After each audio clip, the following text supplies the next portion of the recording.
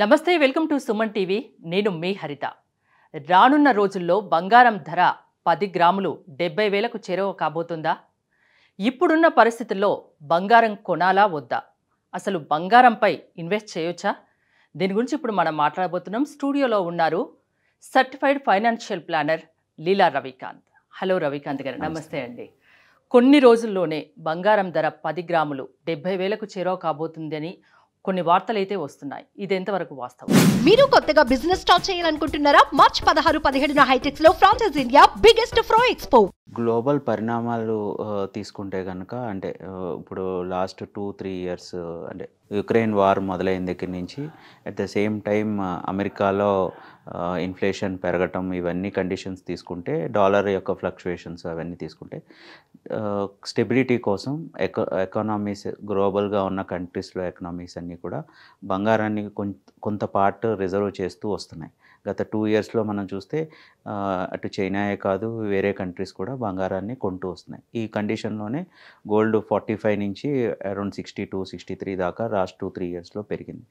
Post కరోనాలో gold మీద మళ్ళీ అగైన్ డిమాండ్ అనేది ఇప్పుడు మళ్ళీ మొదలైంది. అట్ ద సేమ్ టైం ఇండియాలో ఉన్న కండిషన్స్ ఏంటంటే, ఎస్ గోల్డ్కి పెళ్ళిళ్ళు సీజన్ అని, లేకపోతే ఫంక్షన్ సీజన్ అని అట్లాగో వస్తుంది. బట్ నెక్స్ట్ 1-2 మంత్స్ కొంచెం మూడమని చెప్పి అందరూ బంగారం కొనడం. బట్ ఏదైనా సరే నెగిటివ్ మూడ్లో ఉన్నప్పుడే బంగారం కొంటే మంచిది. అదే పాజిటివ్ మూడ్లో ఉన్నప్పుడు బంగారం అంటే ఇప్పుడున్న పరిస్థితుల్లో ఇప్పుడు గోల్డ్ కొంటే బెటర్ అంటారా? చాలా వరకు మనీ అంతా మార్కెట్లోకి మూవ్ అవుతుంది, స్టాక్ మార్కెట్స్లోకి అన్నిట్లోకి మూవ్ అవుతుంది. ప్రతి కామన్ మ్యాన్ కూడా మేము మార్కెట్స్లో ఇన్వెస్ట్ చేయాలన్న ఉద్దేశం, ఒక చిన్న ఇది వస్తుంది. ఆ సెంటిమెంట్లో ఏంటంటే గోల్డ్ మీద సిల్వర్ ఆర్నమెంట్స్కి కూడా కొంతమంది మనం యంగ్స్టర్స్ అందరూ మూవ్ అవుతూ వస్తున్నారు. సో ఆ కండిషన్లో చూస్తే ఆర్నమెంటల్ గోల్డ్ ఏదైతే ఇదవుతుందో దాని యొక్క డిమాండ్ అయితే కనుక ఎప్పుడు ఇండియాలో డిమాండ్ ఉంటుంది. But at the same time మనం ఇప్పుడు కొనాలా, రేపు పొద్దున ఫ్యూచర్లో కొనాలా అని ఆలోచిస్తే కనుక రేపు నెక్స్ట్ 1 మంత్లో సీజన్ కాదు కాబట్టి ఆ టైంలో కనుక ఆర్నమెంటల్ గోల్డ్ చూసుకునే వాళ్ళు ఆ టైంలో చూసుకోవచ్చు. But at the same time global conditions ఏంటంటే మార్కెట్ పెరిగే అవకాశం ఉంది, కానీ తగ్గేటట్టు ఏమి కనిపించట్లేదు. అంటే కామన్ మ్యాన్ ఇప్పుడున్న పరిస్థితుల్లో గోల్డ్ కొనాలంటే ఆర్నమెంట్స్ కొనాలా, ఎలా కొనాలి? ఇన్వెస్ట్మెంట్ పర్పస్ కోసం చూసేవాళ్ళు గోల్డ్ బాండ్స్ ఉన్నాయి. అండ్ గోల్డ్ని ఈరోజు మీరు గూగుల్లో కొనొచ్చు, పేటీఎంలో కూడా కొనొచ్చు. సో ఏ రకంగా అన్నా సరే గోల్డ్ ఇన్వెస్ట్ చేసేవాళ్ళు సిస్టమేటిక్గా కొంటే యావరేజ్ ప్రైస్ తక్కువగానే కనిపిస్తుంది. సో ఆ సొల్యూషన్ ఉంది. గోల్డ్ ఆర్నమెంట్గా కొంటే ఏంటంటే దానికి తరుగు అని, మేకింగ్ ఛార్జెస్ అని ఇవన్నీ ఉంటాయి. రేపు పొద్దున్న టేస్ట్ అండ్ ఫ్యాషన్, ఇప్పుడు ఆడవాళ్ళకి టేస్ట్ అండ్ ఫ్యాషన్, చిన్నపిల్లల కోసం గోల్డ్ కొన్నారు, ఆ పిల్లలు పెద్ద అయ్యాక మనకి ఏం గోల్డ్ ఆర్నమెంట్ కావాలి అనేది డెసిషన్ తీసుకోలేరు.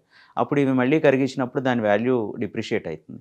అందుకని బెటర్ ఏంటంటే గోల్డ్ బాండ్స్లో కానీ, గోల్డ్ బిస్కెట్స్లో కానీ, లేకపోతే ఫిక్స్డ్గా చిన్న గోల్డ్, బట్ ఇంట్లో పెట్టుకోవడం అంత సేఫ్ కాదు కాబట్టి గోల్డ్ని బాండ్స్లోనే కొనుక్కోవడం అడ్వాంటేజెస్. బంగారంపై పెట్టుబడి పెట్టడానికి ఎప్పుడూ మంచి అవకాశమే అంటారా? ఎప్పుడైనా పెట్టొచ్చా? కొన్ని ప్రత్యేక రోజుల్లోనే అదేమన్నా ఉంటుందా? అంటే ఇన్వెస్ట్మెంట్ అనేది నేను ఎప్పుడూ చెప్తా ఉంటాను, బుర్రతో వాడి చేయండి, మనసుతో కాదు అని. ఎందుకంటే మార్కెట్ పడినప్పుడే బంగారం కొనాలి, పెరిగినప్పుడు కొంటే దానివల్ల ఉపయోగం లేదు.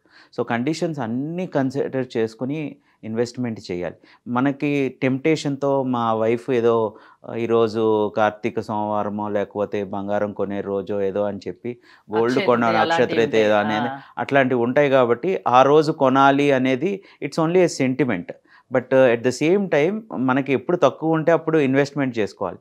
సో ఆ రోజు కావాలంటే దాన్ని ఆర్నమెంట్ కింద గిఫ్ట్ ఇచ్చేసి వీ కెన్ బీ సేఫ్, ఎందుకంటే ఆ రోజు కొంచెం రేట్ ఎక్కువ ఉంటుంది కాబట్టి.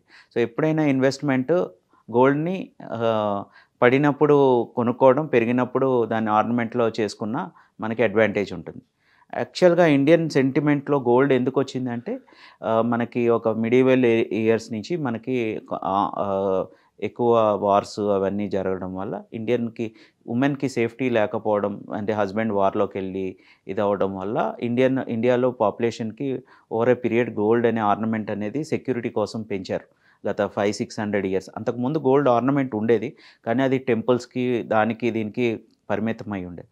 కానీ ఒక 500-600 అంటే బిఫోర్ మొఘల్ రూల్, అదే ఢిల్లీ సుల్తాన్ రూల్స్ అప్పటి నుంచి గోల్డ్ అనేది ఒక ఉమెన్కి ఒక సేఫ్టీ కోసం స్టార్ట్ చేశారు తప్పించి గోల్డ్ అనేది యాక్చువల్గా అంటే ఇన్వెస్ట్మెంట్ పరంగా అయితే మీరు గోల్డ్ బాండ్స్, గోల్డ్ ఫ్లక్చుయేషన్స్ ఎలాంటి ఆప్షన్స్ ఉన్నాయి ఇప్పుడు బంగారంపై పెట్టుబడి పెట్టాలనుకుంటే? ఇప్పుడు మనకున్న ఆప్షన్స్ ఏంటి? మ్యూచువల్ ఫండ్లో గోల్డ్ ఫండ్స్ ఉన్నాయి, తర్వాత గోల్డ్ బీస్ అని చెప్పి ఎక్స్చేంజ్ ట్రేడెడ్ ఫండ్స్ ఉన్నాయి, అండ్ ఈవెన్ మన గూగుల్ పేలో కూడా గోల్డ్ ఇన్వెస్ట్ ఏది చేసుకోవచ్చు. బెటర్ ఆప్షన్ గా మీరు సజెస్ట్ ఏదంటే చేస్తారు? మీరు తక్కువ చిన్న ఇన్వెస్ట్మెంట్ ఉందనుకోండి, ఒక 100 రూపాయలు ఎవరన్నా చిన్నపిల్లలు గిఫ్ట్ ఇచ్చారనుకోండి, మన గూగుల్ పేలో గోల్డ్ ఆప్షన్ ఉంది కాబట్టి అది కొనుక్కోవచ్చు. ఎందుకంటే ఇమీడియట్గా దాన్ని గోల్డ్ కన్వర్ట్ చేస్తున్నారు ఆడపిల్ల, ఎప్పటికప్పుడు సెట్ చేసుకోవచ్చు. అట్లాగే మీరు లాంగ్ టర్మ్ ఇన్వెస్టర్ అనుకోండి, బాగా మార్కెట్లో ప్రాఫిట్ వచ్చింది, కొంచెం డైవర్ట్ చేద్దాం అన్నప్పుడు మార్కెట్లోనే ఉన్న గోల్డ్ బీస్ అట్లాంటి వాటిల్లో ఇన్వెస్ట్ చేసుకోవచ్చు. అదే లేకపోతే ఇంట్లో వాళ్ళు గిఫ్ట్ కానీ పుట్టింటి నుంచి ఎవరన్నా ఒక 1,00,000 రూపాయలు గిఫ్ట్, 2 లక్షలు వచ్చినప్పుడు అవి గోల్డ్ బాండ్స్ కింద కనుక తీసుకోగలిగితే దట్ ఈస్ మోర్ సెక్యూర్. అంటే బంగారాన్ని మీరు ఒక స్థిరాస్తి లాగా చూస్తున్నారా? ఎస్, బంగారం ఎప్పుడైనా సరే ఫ్యామిలీకి ఒక సెక్యూరిటీ అండ్ సేఫ్టీ.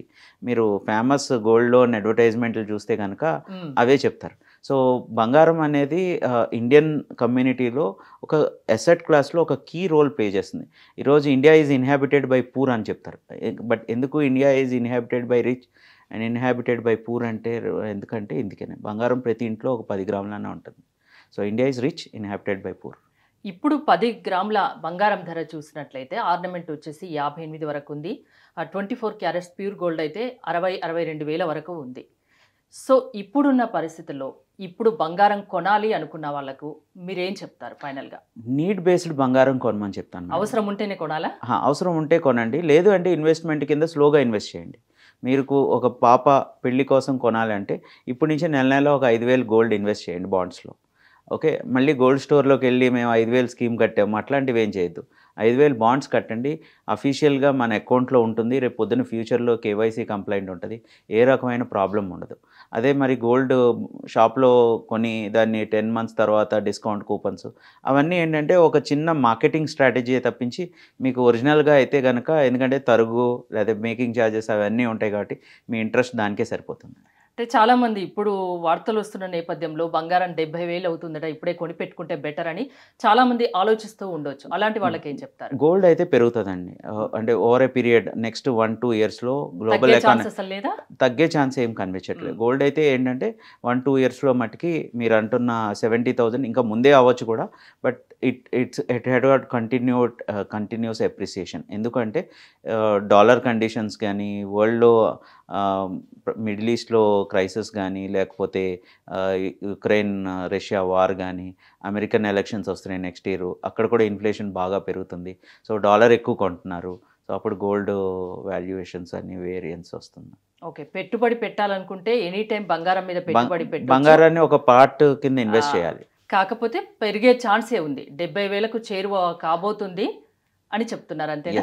ఎస్ 2003 నుంచి చూసుకుంటే 4,000 నుంచి ఈరోజు 60,000కి వచ్చింది. సో ఈక్వల్ టు మార్కెట్, అందులో కూడా గ్రోత్ ఉంది. బట్ ఆ పర్సంటేజ్ అనేది you need to think on based on your risk and requirement of the family. Thank you Ravikanth గారు. ప్రస్తుతం ఉన్న ట్రెండ్స్ని బట్టి చూస్తే బంగారం పెరిగే ఛాన్సే తప్ప తగ్గే ఛాన్స్ కనిపించట్లేదని రవికాంత్ చెప్తున్నారు. చూస్తూనే ఉండండి సుమన్ టీవీ.